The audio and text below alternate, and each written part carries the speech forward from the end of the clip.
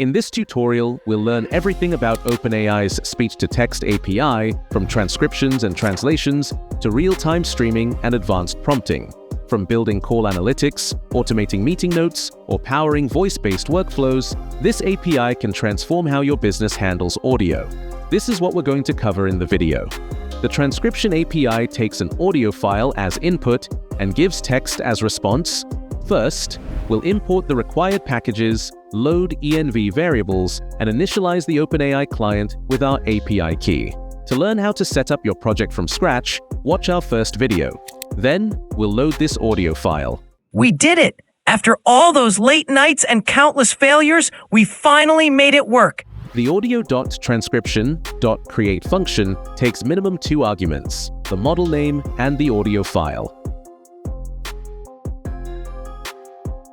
If you select response format as text, the API directly returns the transcribed text. By default, it returns a JSON object.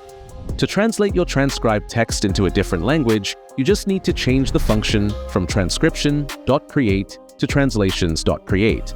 Everything else remains the same. We have this Hindi audio. We'll translate it to English. नमस्ते दोस्तों, आज हम एक नई शुरुआत करने वाले हैं.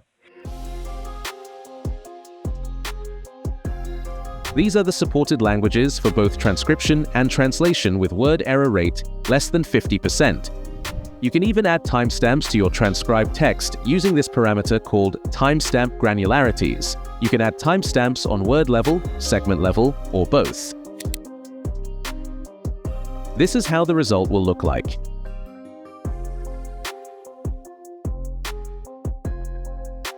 This is a powerful functionality if you're building applications such as video captioning, automatic note takers for meetings, and even automating legal documentations. Now let's see what to do if your audio file is very large, as the API only supports an audio file up to 25 megabytes. To deal with this, you can either compress your audio files or use third-party libraries like PyDub to chunk your audio.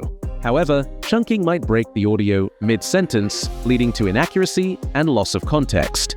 Also, the security of such third-party services is questionable. This is where prompting comes in.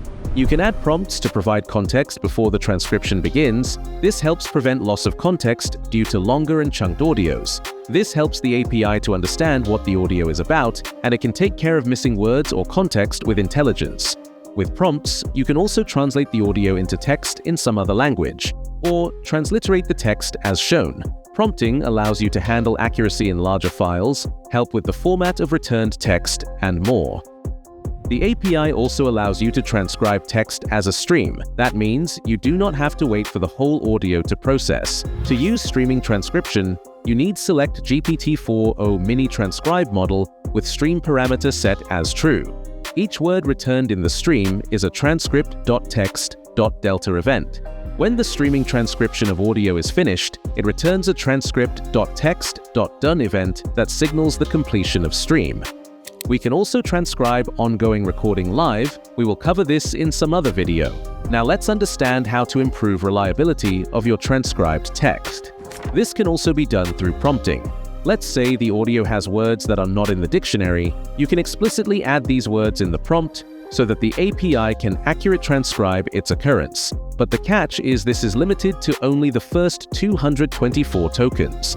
Another method is to use GPT-4o or 3.5 Turbo, where you add a system prompt specifying the non-dictionary words and process the generated transcript to correct errored or missing transcriptions. So in this video, we learned transcription, translation, getting timestamps, handling long inputs, stream transcriptions, and prompting to improve accuracy and reliability. That's all for this video. Thank you for watching.